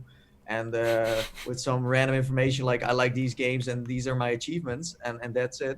This is my avatar. And I think there's still a lot of people who are willing to wait for that. But yeah, this makes it easier for Facebook to completely. They were Dominate. already dominating the market for a big part, but I don't like it. Yeah. I'm very disappointed. And Yeah. dang it, dude! It's Dang it. like having a war, man. It's like you see the enemy coming, and it's like, oh, you know what? No, fick it. We're just gonna hide in our caves because you know we're not gonna do it. Ah, the heck. Yeah, it is very disappointing. I'm Yeah, very it is, disappointing yeah. as well. I was really hoping for one next year. After Iron Man VR, I was like, wow, man, Yeah. I'm still down for this Yeah. crappy hardware, but So it looks like we'll have to mark 2022 in our diaries for next gen PSVR. So Yeah. until anything changes in the meantime, I hope so. looks like it's going to be a while in the future. So sad news indeed. From now But on, now we're only going to be talking about Facebook and Oculus. yeah, true. My God, it seems that way for sure. we change our name. Yeah, Facebook reality. Yeah. that's the new name.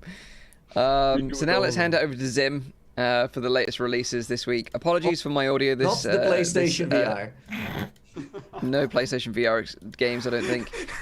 It seems like I've tried disconnecting everything for my audio to fix, but it seems like an internet connection rather than a physical connection. So Yes, the audio so version will be nice if you're listening Single to the week, audio single version. week. So We'll leave it. moving on to the Facebook Oculus Quest highlight games. No PCVR anymore. No more console, guys. Quest 2.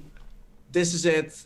We can't talk about anything else anymore. Thank you. Surprisingly, I have a PSVR release to talk about. Oh wow! Oh, shut up. No There's way. hope. You see, No Zim way. was right. No. They are going to make a PlayStation VR 2 soon. It's a re-release. Oh, it's going to be a bad one. Oh, God. Yeah. It's Okay. It's not doing well in the reviews. Okay, well, if that hasn't hyped you up for releases this week, then I don't know what has. I certainly feel like someone's taken my legs out from under me. Anyway, let's go. First one. God damn. I'm so Get hyped, sorry. boys. I'm just gonna apologize up front. It's not a good week. Not a good week. Okay, we'll start. fun week. We're gonna start. Let me straighten my tie here. Right. So, first off, ShareCare UVR is a PCVR title, which was previously available 4 years ago, and has been available. Oh, God. What? Hold your horses.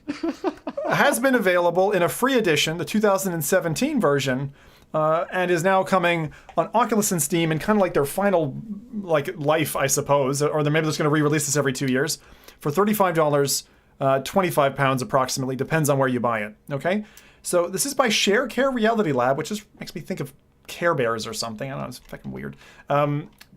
And basically, as you can tell from the visuals for those watching the live stream, this is an app that allows you to explore human anatomy in like the great Care Bears. detail, just like the Care Bears. What kind of kindergarten did you go to, Rowdy? Now, the interesting things about this are it started off free. The free versions are still available. This is the new version that's been launched. It's kind of higher fidelity. You can interact with stuff like hearts and lungs and all that kind of thing. As I said, the price for a regular consumer, about $35, about £25. And I find this particularly interesting because the business license... Well, you guys want to guess what the business license to this bit of software costs? Expensive. 10 grand. It's not 10 grand. 10 grand. $1 grand. $308 US. So for the price of an Oculus Quest 2, you can get a business license, which means you can use it for business purposes. £240. So, anyway, So, what are the things that this thing actually does? You know, is it valuable? All that kind of thing. So anyway, this is my little pitch. I didn't end up saying this, but I'm going to say it just for fun. Hey nerds, experience the human body like never before. Hey nerds. It's okay. We both know Hey, you're Dougie. not getting any. No trachea, no lower colon, right? But now you can. So this is basically used to visualize and understand the human body. It's targeted at students who want a deeper understanding of the human body. Also, educators, obviously that's kind of obvious, who want a more memorable and effective learning experience. And healthcare professionals looking for a better patient education materials. So if you're like, hey, what's wrong? What's fucked up with my heart, doctor? Yeah. And they're like, here, pop on this headset and we'll show you.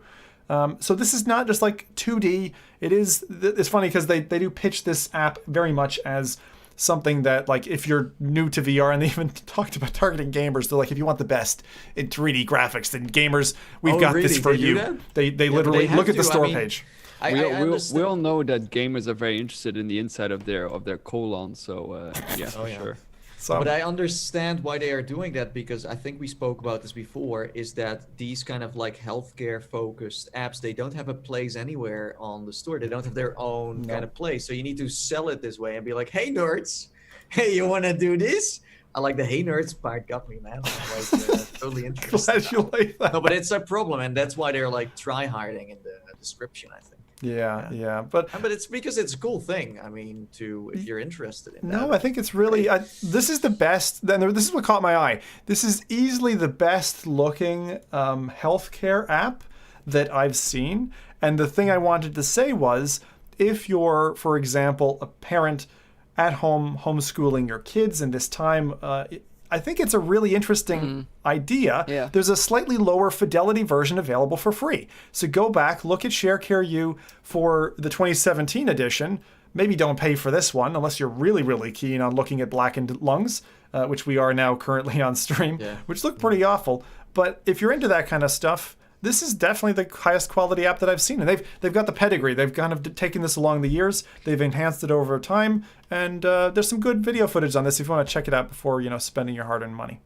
I mean, even if, you show this to your kids and it just scares them to death to not smoke, then you're already onto a winner there, I think, in my mind. The chat has chimed in as well. Next, please. Can we also look at Mike's?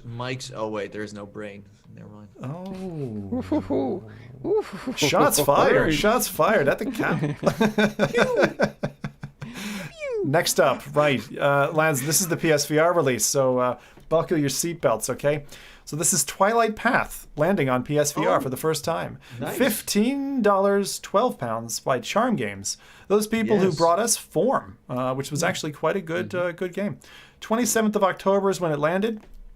This is, for those who don't know, a virtual reality fantasy adventure set in a surreal realm between the real world and the afterlife. You get to meet mischievous spirits and gods, solve magical puzzles. There is certainly a puzzle element to this. Restoring ancient structures, and explore a gorgeous and vibrant world. So with a follow-up to Form, which was a pretty awesome game, you're greeted by a nice soundtrack, a good introductory gameplay, but what I hear is the puzzle design is a bit poor, the game's a bit short for the price, and people are generally underwhelmed by this. It is Move controller. It's a Move controller game, so just bear that in mind. You guys have played this, I think. So Twilight Path, what was your take on Twilight Path on the other platforms? So I like the puzzles. Yeah, same. Yeah. I thought Form was better though, which was the game they made prior to this. The characters in this game were weird. They were a little bit weird. They're very weird. But it's an old one, and I think back when we played it, I don't know, when this 2018, 17? Yeah, a couple of years ago. But back then I was like, wow, okay, nice, cool, it's okay game. I don't know if it would hold up now with everything that came to PlayStation VR. And they have a new one, I think, that they announced this year at E3 at the showcase, something similar to this. But I don't remember the name, but it is going to come out. You mean another one from Charm Games, yeah? Something. Yeah, another one, something similar to the one that you just... But certainly, I think, if you're looking for a puzzle game, Form is probably better. It's got like a but more... is it on PlayStation?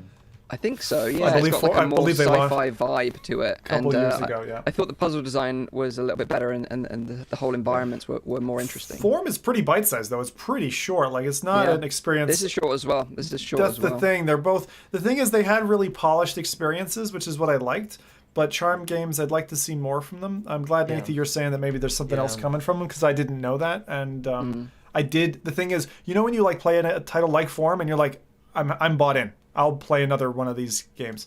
But yeah, watch out. Twilight Path. Again, if you're looking for PSVR content, might be the last thing you ever play on your PSVR. Oh god, that would be sad, wouldn't it? If Twilight Path was the last thing you ever played. Oh god. Wow. So now we got to get a little Halloweeny, okay, for the next one. So I rooted through everything that I could find that's been landing on Steam. The last 2 years, as I said before, were a smorgasbord of terrible titles. This year has been a little bit calmer. And this one, called Horror Bar VR, actually looks kind of decent. So let's tell you what Horror Bar is all about. This is PCVR, $15, £12 by VR Factory, landed on the 30th of October. Oh look, that was yesterday. So what is this? This is an engaging zombie bar simulator where you basically take the role of kind of a bartender foodie guy who is sitting behind and serving really horrific food items, and I mean really horrific food items to the general public. Like this is just fucking bizarre. I find this a very, very strange thing. So Horror Bar VR is essentially the kinds of things that you deal with are like defibbing rats so you can serve them up for food. Like defibbing rats is weird. Pulling piranhas, frying them up in a pan. Taking dead fingers, covering them with bloody ketchup, and serving them to your hosts. Sounds like my kind of game. It actually looks pretty decent. Like they've actually done some good visuals on this. Let me ask Nathan a question. What game is this a ripoff of? Tell me the name. I played it on your channel. Like I actually did a video on your channel playing it. Yeah. I can't even. Brewmaster. Brewmaster. I've never heard of that. A VR game. Yeah, you're right. This is a ripoff of Brewmaster. It looks like Cookout, but with like horrible things. To me, it looks like another zombie game where you were also serving zombies, but it's just another one, and it looks a little bit better because Unreal Engine had another update. That's what it looks like to me. It looks so yummy to me, though. I mean, it's got this is great. So you get to choose like brain, heart, or liver burgers. You get moldy cheese as a topping. Skin bacon? Come on, you got to give me some crispy skin bacon. Oh, Zim. They should hire you as a community manager, man. I think they're gonna make more serious. I'm not kidding. I like the look of this game. It looks like a single player game, but anyway, if you're up for gluttonous monsters getting fed from your frying hands in a bit of a colorful little bar environment, fuck this game, man. Go for it. I know. I can tell. Play this. I'm in the same boat. Is this as good as it gets this week, Zim? Please. Almost. Tell me it gets better. There's a few more bits. Otherwise, I'm just going to give up now. Can we? Rowdy's just waiting for another Minotaur game. I can just see it in his eyes. Yeah. Oh my god, I'm scared. He's like covering his face. So okay, I'm going to give you because I am an indie darling, and I wanted to give you three. Kind of Halloween-inspired. I'll call them your Halloween side quest homework, okay? Because this stuff has Halloween flair to it, and you need to do these titles, okay? Earlier, I talked about Beatsmith, so that was a kind of a drumming-y one. There's another one that I came to know about and have played only a little bit, but it's really neat, called Smash Drums. And there's a demo available for this with a couple of songs. It's 360, like Beat Saber, drumming action, different to the other one. It's not just sitting in front of a drum. The drums are coming at you and you're beating them, so it's a lot more like Beat Saber. But like the walls of this prison around you are disappearing as you're playing away, and it's really kind of neat. And then you've got to like cross your arms doing various drumming actions, stuff like this. The production quality is really good, and I'm interested to see where this demo takes us later. There's two other titles. I mentioned Beatsmith already. Traversal is another one. This is really interesting. Came out 2 weeks ago. Traversal spelled Traversal. Traversal, I guess you could call it. Has a pyramid mode, which, like T for God, will take your space and turn it into kind of like an Eye of the Temple. This is so new. Almost nobody's covered it. The one guy who's covered it did it in like a corner window box, so I'm not going to show you that. You're going to have to check this one out.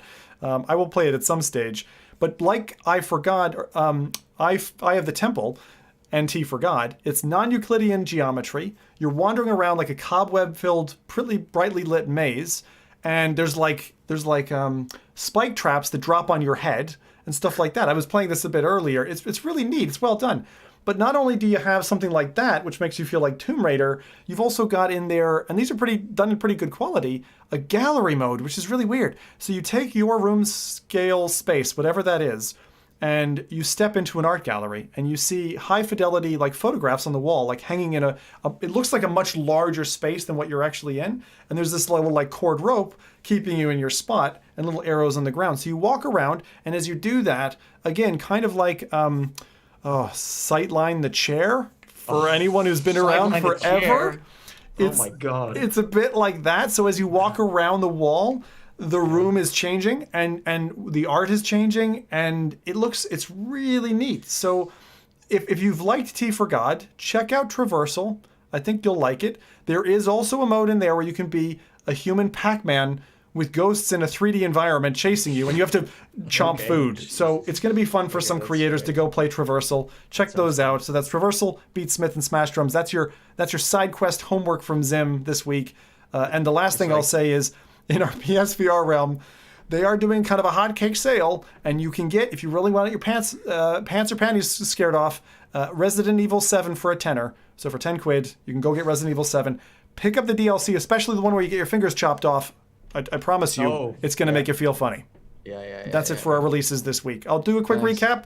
So that was Share Care for You, Twilight Path on PSVR, Horror Bar VR if you want to share some chopped off fingers, and if you want to get your fingers chopped off, Resident Evil 7 and its DLC for cheap on PSVR. I feel like you could have just said, do you know what? There isn't any releases this week. Just go for Saints and Sinners. State of VR, everyone. State of VR. Jesus. Wow. It's weird. It's like, if you think about this, like this whole show in general, it's like basically we have great hardware in a way. Well, PlayStation not so much anymore. We have great hardware, but this is the content we still get. It's like if this show was taking place in 2014 or 16, I would have believed it as well. Okay, seriously. So rant over. We need more content. Those are your lovely releases. Well, it's showing when we don't even get much in the Halloween side. At least we got Zim, man. Like, if Zim wasn't here to actually pitch the bad games in a beautiful way, I don't know what we would have. At least we have each other. That's we have each other. Yeah, exactly. We have each other. Yeah. So you guys want to go for another round of Phasmophobia after this? Then let's do that. Let's do it. Yeah. And we've got you guys as well, our viewers, our faithful viewers and listeners. We appreciate you all too. Hearts. It's not all doom and gloom though. You know, I'm sure there's going to be some exciting stuff coming around the corner. We've still got Sniper Elite VR coming. We've still got Medal of Honor VR coming. So yeah, we've got some stuff to look forward to. But yeah, we appreciate you joining us live. Just a reminder, this is a weekly VR, AR, and MR talk show, live streamed every Saturday on YouTube and on Twitch. The show goes live at 7 p.m. in Europe, 6 p.m. in the UK, 12 midday in Central US. Also check out the audio version, which will be much better in terms of my audio. You won't be able to hear any of this nonsense. That's available on iTunes, SoundCloud, and Spotify. I'll fix the bug in the background. I'm sure it's like internet related. Tactic to get people to listen to the audio making version. A crappy version of yourself, so people go somewhere else. Exactly. He's just pulling in our artisans thing. He's like, how do I demonstrate how we feel about PSVR not getting games? Let's just trash our own show. It's fine. True. Yeah. Crunch you later. Crunch you later. Thanks for that.